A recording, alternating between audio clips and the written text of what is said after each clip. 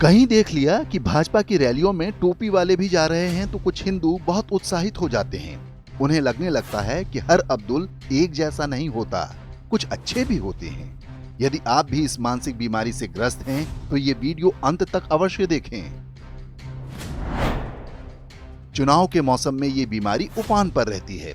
सामान्य लोग ही नहीं, भाजपा के कई नेताओं को भी लगता है कि सबका विश्वास जीता जा सकता है।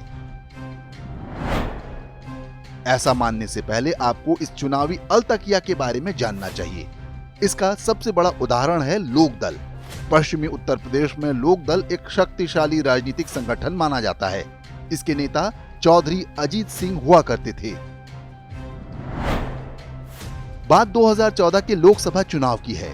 चौधरी अजीत सिंह हर चुनाव में प्रचार के अंतिम दिन अपने लोकसभा क्षेत्र के सबसे बड़े शहर बड़ौत में रैली करते थे। मतदान से पहले जो रैली हुई उसमें बड़ी संख्या में टोपी वाले आए। 70% से अधिक भीड़ उन्हीं की थी। वो नाच रहे थे, लोकदल के झंडे से बने कपड़े पहने हुए थे। उनका जोश देखते ही बनता था। जब चुनाव का परिणाम आया तो भाजपा जीत गई। समाजवादी पार्टी ने एक भाईजान को टिकट दिया था, वो दूसरे नंबर पर रही। जो सीट चौधरी अजीत सिंह का गढ़ मानी जाती थी, वहां उन्हें 20% से भी कम वोट मिले और वो तीसरे स्थान पर रहे।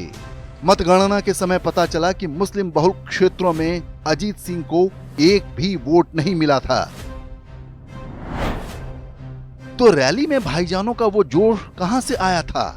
क्या ऐसा भी होता है कि कोई झंडे बैनर लेकर किसी एक पार्टी की रैली में जाए, तालियां बजाए, लेकिन वोट किसी और को दे आए? दरअसल ये भाईजानों की पुरानी रणनीति है, जिसे अब तक हिंदू ठीक से समझ नहीं सके हैं। बागपत सीट पर भाजपा के प्रत्याशी सत्यपाल सिंह और लोकदल के अजीत सिंह दोनों ही जाट समुदाय से थे। कुछ समय पहले हुए दंगों के कारण माना जा रहा था कि जाटों के अधिकांश वोट भाजपा को जाएंगे। जाट वोटरों में अजीत सिंह से उनके पिता के कारण एक भावनात्मक लगाव हुआ करता था। तो यदि जाटों को लगा कि भाईजान भी उन्हें ही वोट दे रहे हैं तो उनका वोट बट जाएगा। लोकदल की रैली में जाकर माहौल बनाया, लेकिन वोट मजहब के नाम पर ही दिया। पश्चिमी उत्तर प्रदेश के जाटों को इस चुनाव के परिणामों से पहली बार पता चला कि अलतकिया क्या होता है। मजहबी लोग लोकदल को वोट देते थे, लेकिन सिर्फ तब जब कैंडिडेट उनके मजहब का हो। भाईचारे की बात कोरी बकवास थी।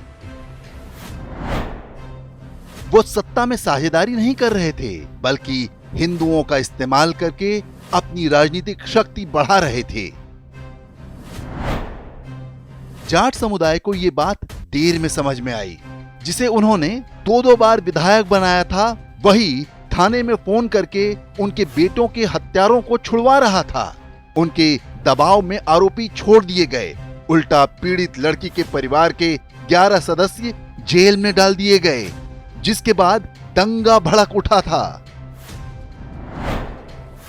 2014 ही वो साल था जब जाटों को समझ में आया कि पश्चिमी उत्तर प्रदेश के सपा और बसपा के सारे मजहबी नेता पहले लोकदल से ही क्यों सांसद और विधायक बने थे।